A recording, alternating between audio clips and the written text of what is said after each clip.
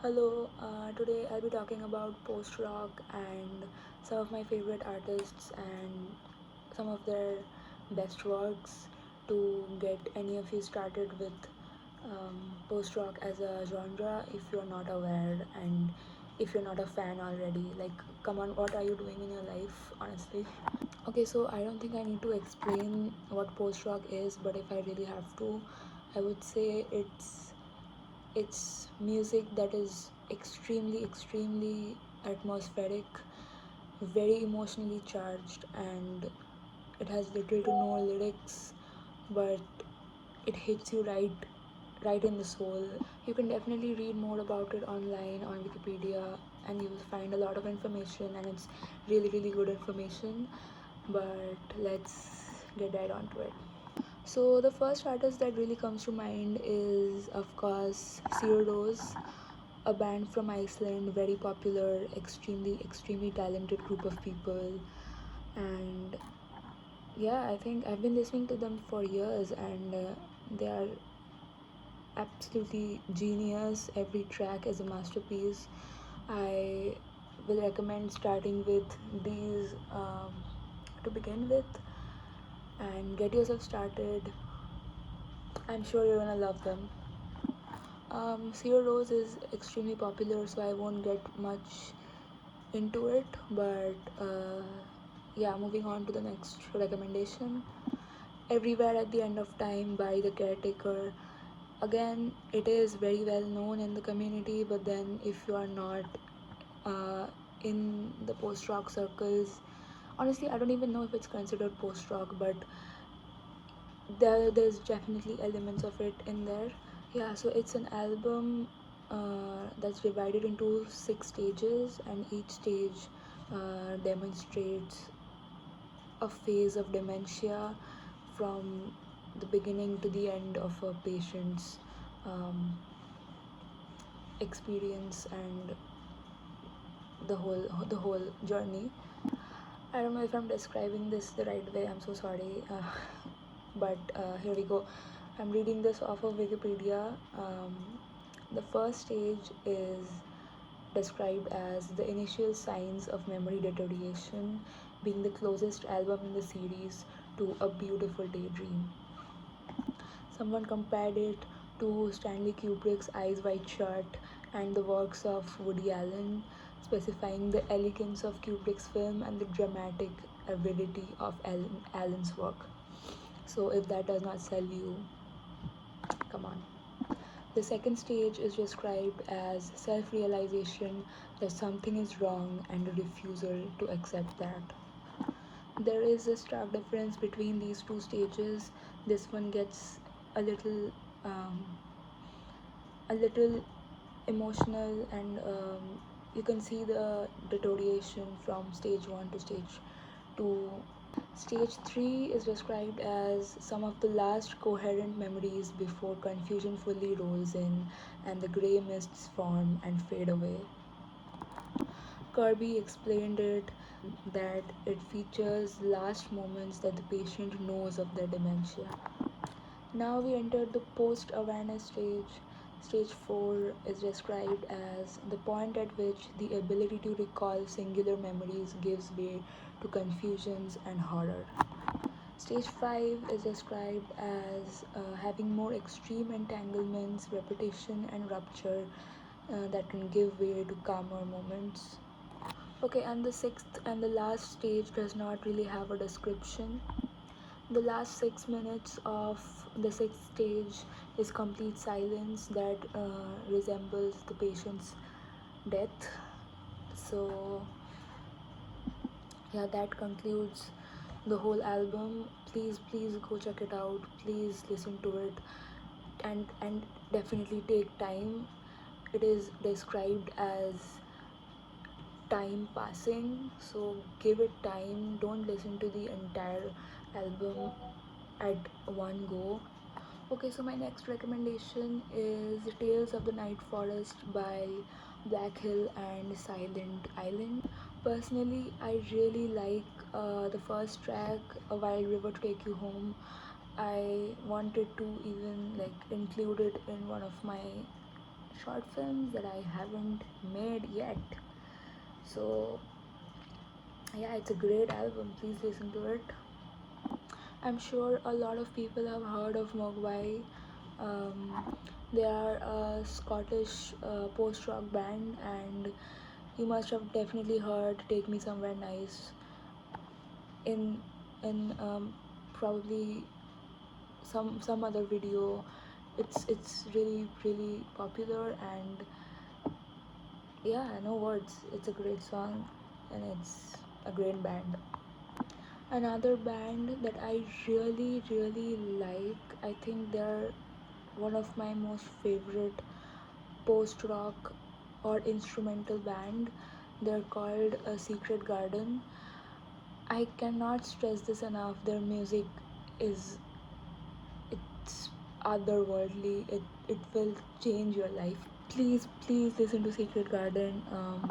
I would highly recommend a song from a Secret Garden, Nocturne, and these are the popular ones. But I would say like listen to anything and everything. They have great stuff. Another great song, and this is also very popular in the post rock community, is Lullaby by Low, Sleeping Inside by Lilium, The Way Home by Sleep Dealer. I will just link my playlist down in the description. This is like my favorite post rock songs which are available on Spotify. But of course, I would definitely recommend exploring them on your own and listening to albums, at least the theme albums. Um, Religiously give it time and really get invested in it. Okay, so another theme album, and this one is again very intense. It's Departure Songs by We Lost the Sea. Okay, so I will describe the six. I mean, sorry. Oh, hold on. How many tracks is that? Five. Yes, it has five tracks, and I will read this off of the YouTube comment section. This person found this from Twitter. I guess somebody talked about this on Twitter. Basically, um, each track has a separate backstory, which is so fucking cool. The first track is called A Gallant Gentleman. It pays homage to Lawrence Oates, a captain and member of the Robert Falcon Scott South Pole expedition, which tried to be the first humans in history to reach that point of the world. They found out that another team had achieved this before, leaving them no choice but to return to their base in this bleak land. The sound feels cold, and the guitars start to get louder and heavier, followed by a vocal chord representing the journey of these men to return, even when facing death or severe injuries.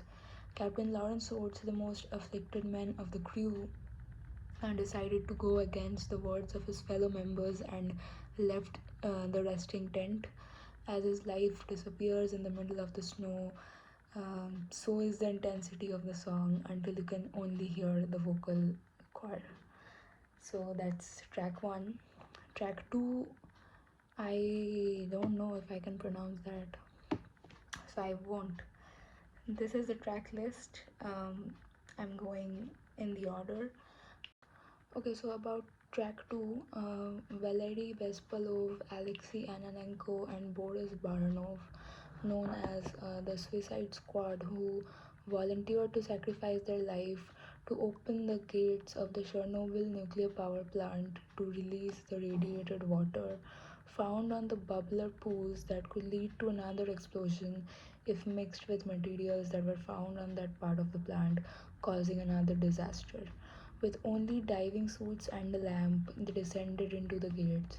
The song starts to build up its impending doom, leaving room for the guitars and drums to crescent in the sound as the only source of light they had was lost in the process. It crushes you with a darkened, almost claustrophobic sound, only to end with fading guitars that represent their life, which were reduced to mere days. And like that, we move on to track number three. The Last Dive of David Shaw.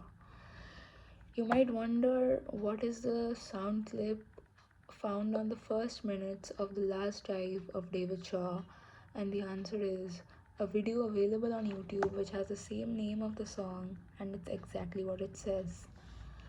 So I'll put that video up here. These are the last moments of Australian diver David John Shaw trying to rescue the body of fellow diver Dion Dreyer, who attempted to break the diving record of almost 250 meters.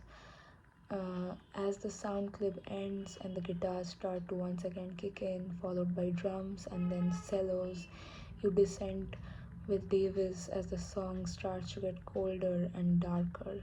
Then a few moments of tranquility are found in the song, which I think they match the moment in which Shaw finds the body and starts the rescue, only to be assaulted with a breathtaking blast of sound that builds and builds for minutes, representing the last minutes of this driver who attempted to rescue a fellow comrade that tried to do the same thing that he did, failing in the process 10 years ago.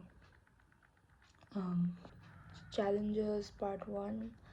One of the worst tragedies of the American space program, the Challenger disaster, which happened in 1986, took the life of 7 people, 6 astronauts, and Krista McCausey, a teacher, as the space shuttle disintegrated into air, leaving all of its watchers in a shock of grief and despair.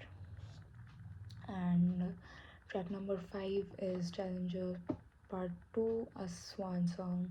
This is the final eulogy to these men and to everybody who gave their life for different reasons.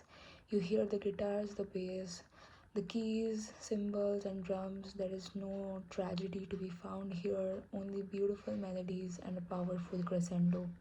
I think if you're a person who enjoys prog rock bands like Porcupine Tree, and you enjoy Steven Wilson, you will definitely see a lot of similarities to that in post rock, because post rock is kind of derived from a lot of uh, different genres and mixed together. So this is a fun fact. If you know and listen to shoegaze music, you know that there's a running joke in the community that nobody really understands the lyrics of the band Cocktail Twins, because it is just, you can't really tell if it's English or not.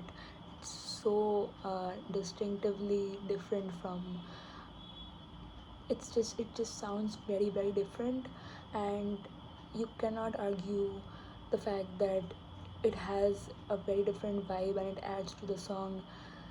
And honestly, you don't even have to know the lyrics and sing out the lyrics out into the void to feel the essence of music in shoegaze. So something very similar is prevalent in the post rock music genre as well. Basically, Sigur Rós fabricated their own language, which is completely gibberish and not at all a real language, and they called it Hopelandic or Vonlenska in Icelandic, which they described as a form of gibberish vocals that fits to the music and acts as another instrument. So that is post rock, and you can really do a lot with it. I think when you listen to post rock, you will feel like you are standing in the middle of an empty theater watching the credits roll to a movie that moved you so much, and as the ending credits roll, you hear a music like this and it changes your life for the next 10 years.